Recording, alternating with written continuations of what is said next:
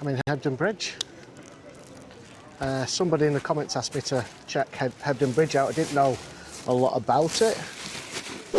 Apparently it's the lesbian capital of the UK, the Happy Valley. Very progressive, very pro LGBTQ plus. So I thought, yeah, let's come down. Hopefully I could get some really nuanced conversations, is that the word?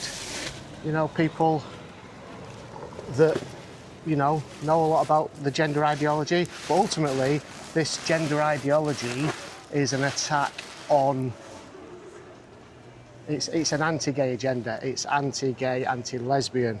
I'm going to let people know that if they disagree with me here. So just give me 1 second. Let me just turn you around. I'm just going to put my bin bags over here, down here for now.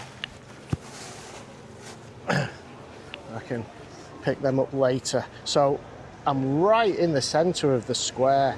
So it's a very kind of intimate area. So I'm pretty sure that, well, I am in full view of everybody. So I hope not to become a target of a hostile crowd. Hopefully there'll be people that agree with me, or even if they don't, they want to respectfully have a conversation with me about the ideology. Let's see. That's always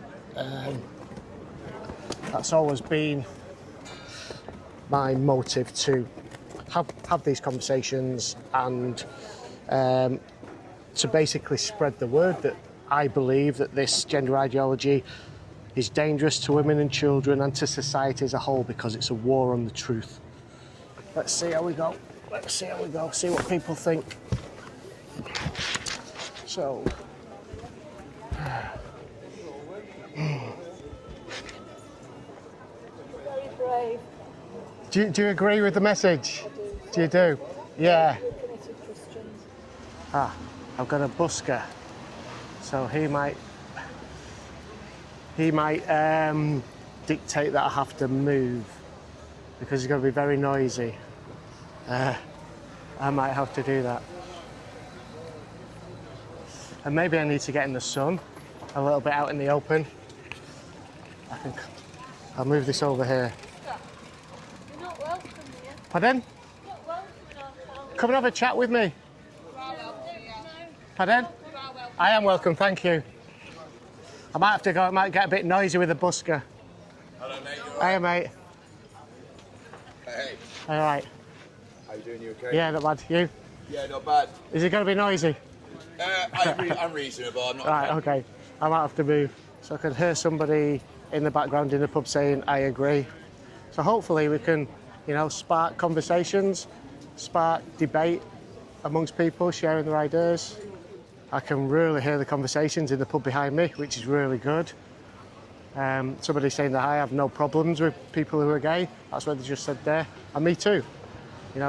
This isn't an anti-gay, anti-lesbian campaign. This is about the harms that the gender ideology is doing to people. You're very brave, Hello. man. Oh, thank you. What do you think about this? I agree with you. Absolutely, completely.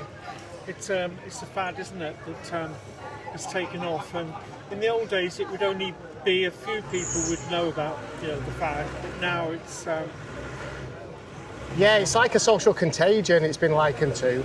The studies there is a condition called gender dysphoria, Exactly. and that's gone. There's historic records of that. completely, yeah. Always, yeah. And it was understood as that. And then you get the gay community, which the people who fancy each same gender. So that's always been.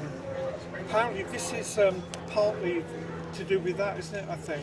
Well, what they've done is, the gay rights was a civil rights movement. Yeah. Okay, and this gender ideology is piggybacked on the success of that. Like organisations like Stonewall. Once the gay rights and equal rights were won, Exactly. they had no more funding. They had nowhere to go, so they were redundant. They were retired. So they moved on to this gender ideology, and so if you're against this ideology, they will say to you that you're homophobic. So they use any slurs. So they use the slur to quiet, to silence you. It's the same with all sorts of identity politics and all sorts. And it's so aggressive now as well. People can't have a discussion. I mean, if you try to talk to people within your family, it's very difficult. Yeah. Because they don't want to hear it either, and people get upset and all sorts. Yeah, this has torn a lot of families apart that have had. I mean, this contagion now is particularly affecting young girls where it never used to. Yeah. Young girls going, a lot of young girls when they hit puberty really early and the body's changing to be a young woman and their head's still full of Barbie dolls and they're getting attention from men, they don't like it. And they go online, and this social contagion is being pushed online. The line thing is a huge thing.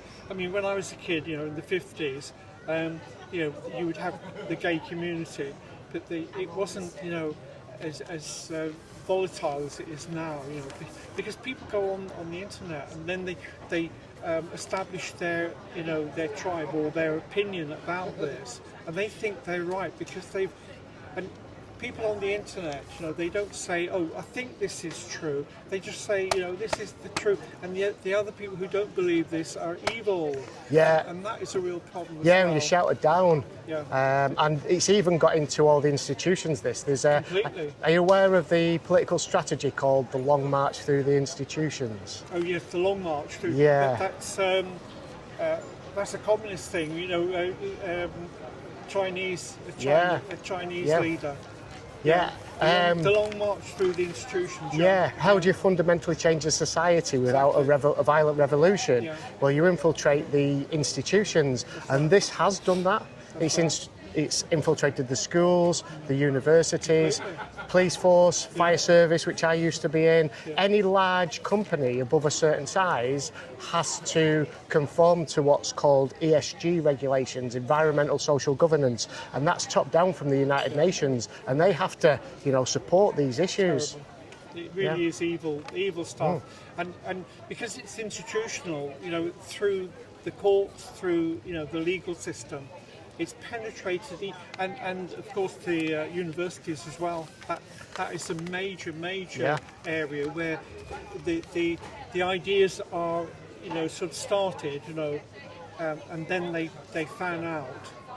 I mean, if you look at modern philosophy, that is complete, French existentialism, and they've taken that from Heidegger. Do you know Heidegger? And No, I don't. Go on. Yeah. Please enlighten me. Basically, what they're saying is there's no reality. It's how we see things, and from that premise, somebody then can be a trans. A person who is born a man can become a woman, and a real woman, because the whole reality is flexible. We only project onto the world our opinion or our feelings and things like that. So, I mean, we've always had that, saying that this building is beautiful. That's a matter of opinion. Yeah. Very hard to prove. Yes. So, but the fact that a woman is not necessarily a woman, if she identifies, it's like saying, I identify this building as beautiful. And it's the same as a woman, like a trans woman saying, I identify as a woman. Yeah. And so, or I identify, as a woman. So it's a man with all the bits, all the DNA. So they feel, they feel like a woman. They dress up. They do all the stuff that a woman does. And so they're basically gay, that's where that's come from, I think. And so they demand to be acknowledged as a woman, to go toilets, blah, blah, blah. Yeah, and that's where this ideology then becomes problematic. Completely. I mean, you see in Hebden, lots of, like people, you can see they're trans, So who cares? But when it starts to play, they want to, box against women, big, athletic. This is reality. That's that's difficult then. Yeah. For society. I mean, there's a case which I just became aware of. It was reported in the news yesterday, but it happened in January, and there was a female rugby player, I think it was over in Holland, and she just had her knee busted pretty badly. ACL and MCL both busted, the crucial ligaments, and that was from a trans-identifying male, so a man identifying as a woman in rugby. That's not the worst case. I mean, you mentioned boxing there. I always tell people this story, which most people aren't aware of. There was a US Marine who came out of the Marines. He transitioned, went through the process to become and identify as a woman, entered mixed martial arts, cage fighting, and he broke a woman's orbital bone in her skull within 2 minutes. He kneed her in the face. A man being paid to beat up a woman in the ring. That's where it's got to.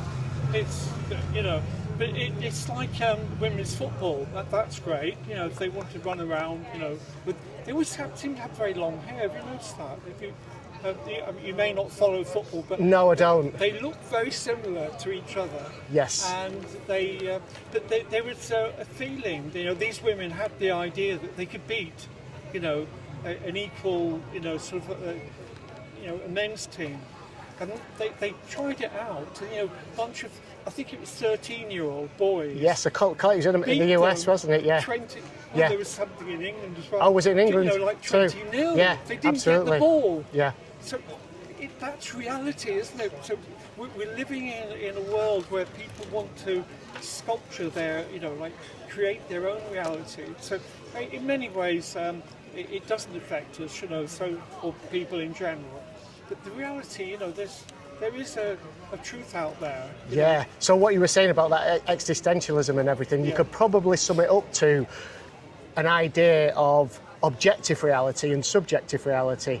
Right. So I am subscribing that biology is an objective reality, and that can't be changed. So, but this ideology says, well, they conflate gender with sex.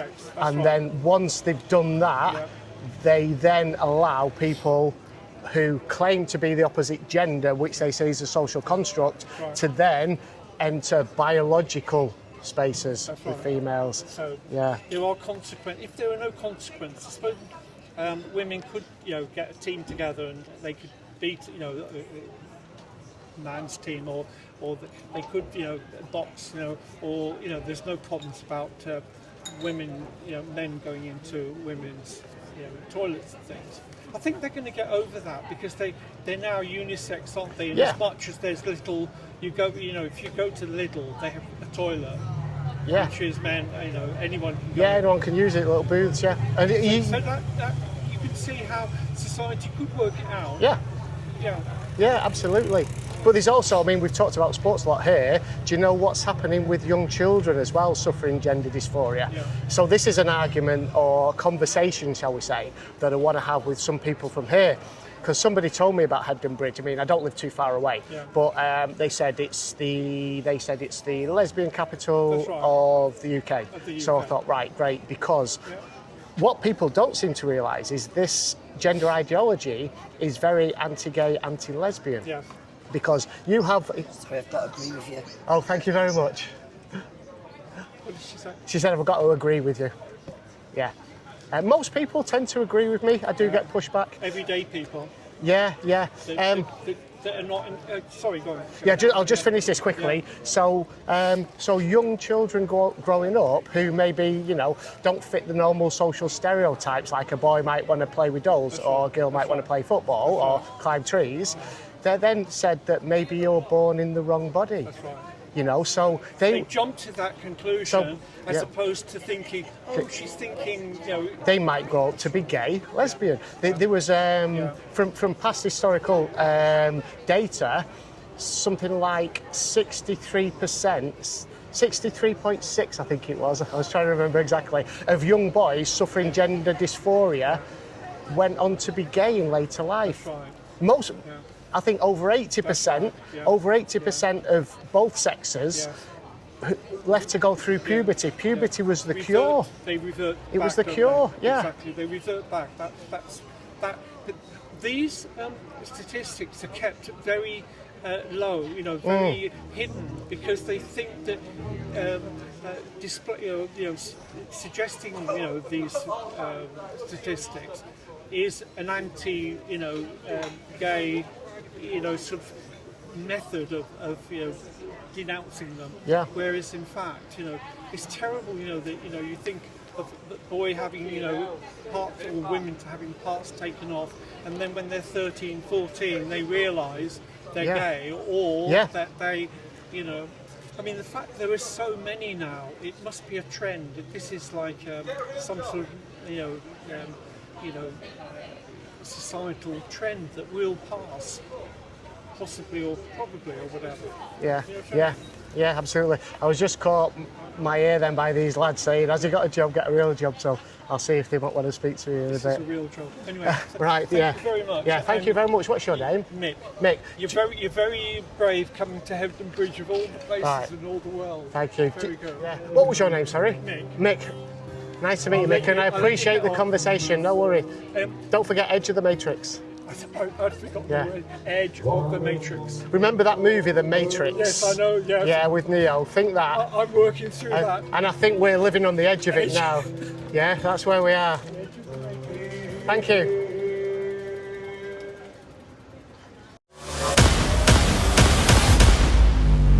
Yeah, I've got a transgender son. Oh, right, okay. Yeah, so what's a what load of bollocks? No, I think I'm wrong. You think I'm wrong? Of course, sir. The Bible says there are just male and female, period. In America, Donald Trump has said, no more of this. There's just male and female. So it needs it's a mind thing that has to be sorted at the beginning. Why? It's just so disgusting. I think you should leave commands us. So you can't go out doing that. You haven't got the evidence to back it up. Transgender people are protected by law from discrimination. Yes, there is. Is there? Yes, there is.